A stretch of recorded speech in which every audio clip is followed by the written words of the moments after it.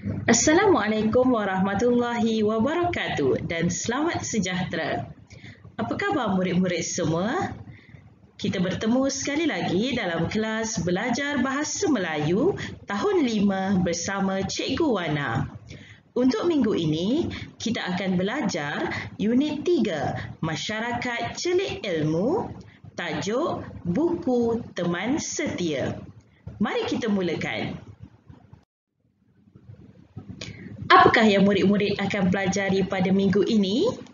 Standard pembelajaran kita pada minggu ini ialah 1.1.3 iaitu pada akhir PDPR, murid dapat mendengar, mentafsir dan memberikan respons terhadap soalan secara kritis dan kreatif. Murid-murid, mari kita baca bersama-sama petikan dan dialog yang diberikan. Murid-murid juga boleh merujuk buku teks Bahasa Melayu tahun 5 pada muka surat 13. Hari ini kita akan belajar unit 3, Masyarakat Celik Ilmu. Kemahiran yang akan kita pelajari ialah kemahiran mendengar dan bertutur, tajuk Buku Teman Setia. Murid-murid, mari kita baca bersama-sama. Afifi, Kaijun dan Tinesh ke Pesta Buku Antarabangsa Kuala Lumpur. Mereka terpandang iklan tentang pengiktirafan Kuala Lumpur sebagai Ibu Kota Buku Dunia 2020. Ibu Kota Buku Dunia ialah pengiktirafan oleh UNESCO kepada bandaraya yang aktif dalam aktiviti perbukuan. Antara aktiviti yang akan dijalankan ialah Dekad Membaca Kebangsaan 2021 hingga 2030, kempen membaca kepada pengguna train, pembinaan pusat membaca di setiap pusat perumahan rakyat, capaian digital untuk golongan kurang upaya, lorong buku dan perpustakaan terapung di pinggiran Sungai Gombak. Murid-murid sekalian, mari kita baca bersama-sama dialog yang diberikan. Wah, hebatnya! Sempena pengiktirafan Kuala Lumpur sebagai Ibu Kota Buku Dunia 2020, banyak program yang akan dijalankan.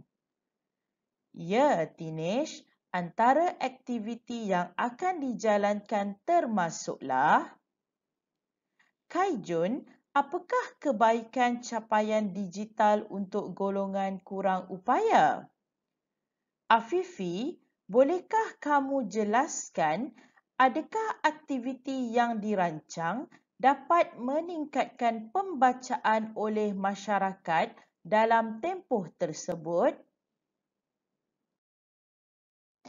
Murid-murid sekalian, sebentar tadi kita telah membaca bersama-sama petikan dan dialog yang diberikan.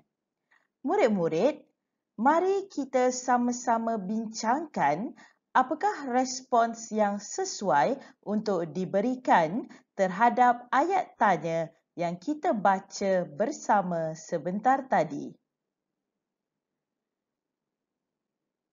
Ya, Tinesh, antara aktiviti yang akan dijalankan termasuklah. Apakah jawapannya murid-murid? Ya, jawapannya terdapat di dalam kotak yang terletak di bahagian atas gambar. Seterusnya, Kaijun, apakah kebaikan capaian digital untuk golongan kurang upaya? Bolehkah murid-murid menjawabnya? Mari kita lihat jawapan yang disediakan.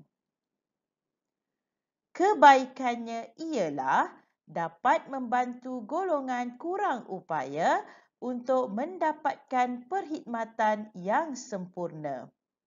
Seterusnya, kita beralih ke soalan yang ketiga. Afifi, bolehkah kamu jelaskan adakah aktiviti yang dirancang dapat meningkatkan pembacaan oleh masyarakat dalam tempoh tersebut?